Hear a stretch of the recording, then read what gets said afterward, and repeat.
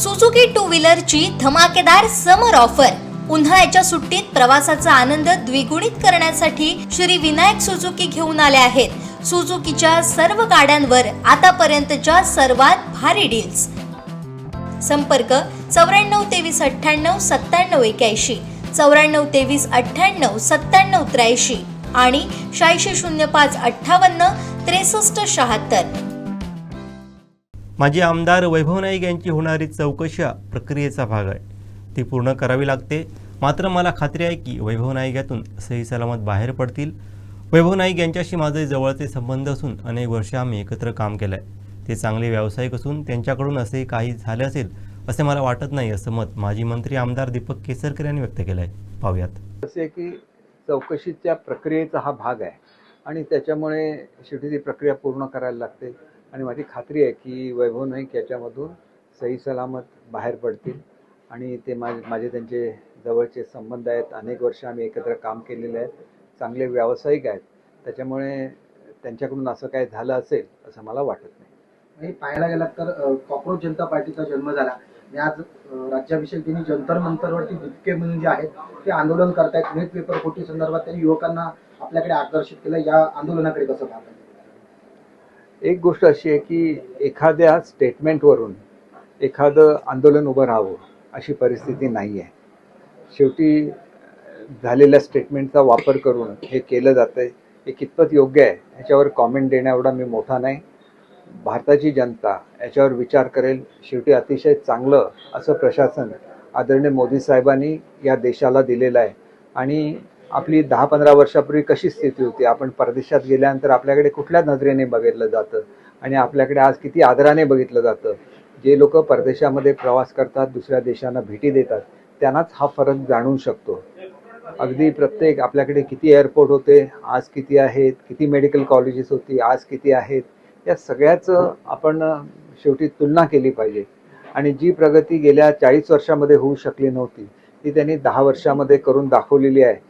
ही वस्तुस्थिती आहे आणि त्याच्यामुळे त्याचं कौतुक झालं पाहिजे असं मला वाटतं। सावंतवाडी मतदारसंघामध्ये वेंगुर्ला तालुक्यातील आडेल या गावात पाणी टंचाईचा प्रश्न निर्माण झाला। विहिरीचं काम आहे त्या पूर्ण झाले नाही। तिथील जे नागरिक आहेत ते संतप्त प्रतिक्रिया देत आहेत। यावरती तुम्ही काही? निश्चितपणे मी व्हिडिओना सूचना देईन, त्यांना त्या गावाला भेट द्यायला सांगेन आणि आवश्यकता असेल तर तिथं टँकरद्वारे पाणी देण्याची सुद्धा व्यवस्था केली जाईल। मी आताच कलेक्टर मॅडमशी बोलतो, कारण आपला टँकरमुक्त जिल्हा आहे। अशा परिस्थितीमध्ये हे होता कामा नये, तरी पण का झालंय याची मी 100% चौकशी करेन। भाई, एक महत्त्वाचं पर्यटनाच्या दृष्टीने तुम्ही नेहमीच पुढाकार घेत असता। सिंधुदुर्ग जिल्ह्याच्या दृष्टीने गुलदार जी नौका काही दिवसांपूर्वी निवतीच्या रॉकच्या समुद्रात करण्यात आली, तुम्ही कसं पाहता याकडे? पर्यटनाला चालना आणखी मिळेल? निश्चितपणे चालना मिळेल, परंतु ही इकोसिस्टीम आहे। इकोसिस्टीम डेव्हलप व्हायला काही वेळ जायला लागतो।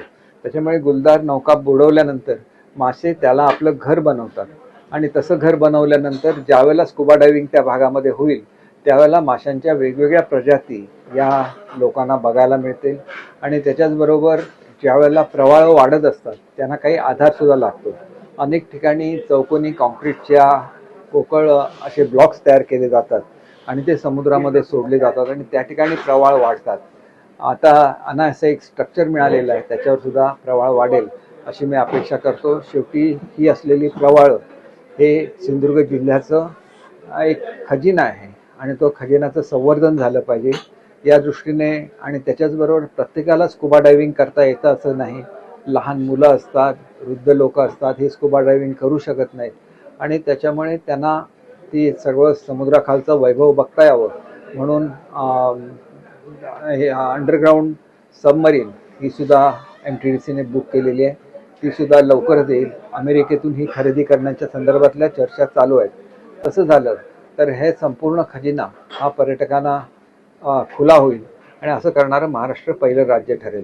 खरं तर राजकीय प्रश्न, काल आमदार निलेश राणे असं म्हणाले की शिवसेनेचे जे विचार होते राखलेले आहेत। जी निवडणूक झाली आता विधान परिषद निवडणूक, त्यामुळे रायगडचं पालकमंत्रीपद आता भरत गोगावलेंनाच मिळावं यांनी अपेक्षा केली। निश्चितपणे मिळालं पाहिजे, कारण तिथं जास्तीत जास्त आमदार हे आमच्या शिवसेनेचे आहेत आणि केवळ वादामुळे इथलं पालकमंत्रीपद हे स्थगित राहिलेलं आहे। ते लवकरात लवकर भरत शेटना मिळावं अशी माझी सुद्धा इच्छा आहे। मला ज्यावेळेला संधी मिळेल त्यावेळेला मी आदरणीय मुख्यमंत्री महोदयांच्या कानावर हा विषय घालेन।